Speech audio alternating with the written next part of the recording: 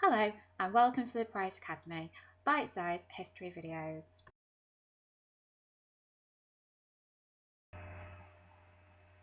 This video will be introducing Rosa Parks and the Montgomery Bus Boycott. If you're not sure where Montgomery is, it is in the state of Alabama, where the map is blue and there is a star. This is Rosa Parks. As you can tell from the picture, her job was a seamstress. She worked in a department store. In addition to that, what's important about Rosa is that she was the secretary for the branch of the NAACP in Montgomery. The NAACP was a civil rights group that was active in America at this time. This is the bus that Rosa was riding home after a busy shift at a department store on the 1st of December 1955. This is a diagram showing where Rosa Parks was sat on the bus. Now, there were some segregation laws in place on public transport in America at this time, especially in Alabama. The rules were that white people could get to sit at the front of the bus, and black people had to sit in a coloured section. If the front of the bus became full and a white person came on it, then they were asked to move further back onto the bus. And this is what happened on the 1st December 1955. The bus indeed became full. A white patron came on the bus and Rosa was expected to give up her seat and move to the back of the bus along with 3 other passengers. The 3 other passengers complied, but Rosa did not. The bus driver, James F. Blake, demanded Rosa to move seats. She was properly seated in the colour section, but because the white section was full, Blake attempted to move Parks to accommodate the white patron. Parks made the decision to remain in her seat because she believed she should not have to move due to the colour of her skin or her race, even though it was the law. The bus driver had no choice but to ring the police and have Rosa arrested.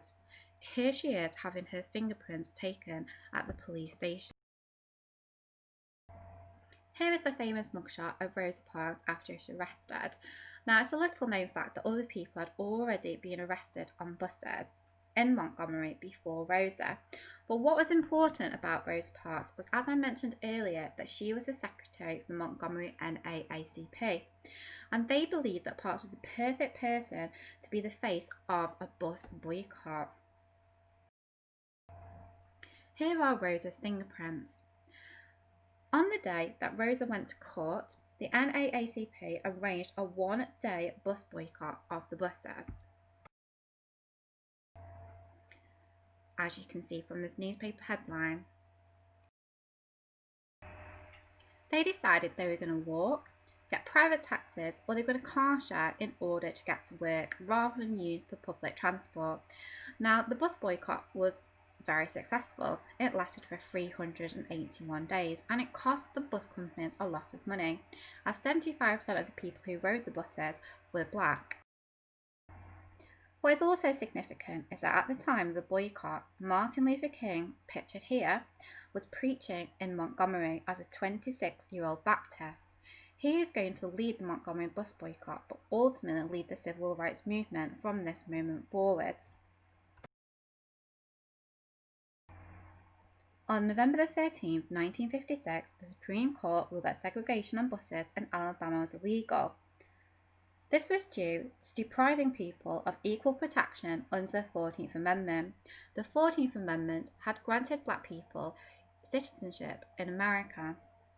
This is a famous picture of Rosa after the segregation came to an end on the buses, riding the bus.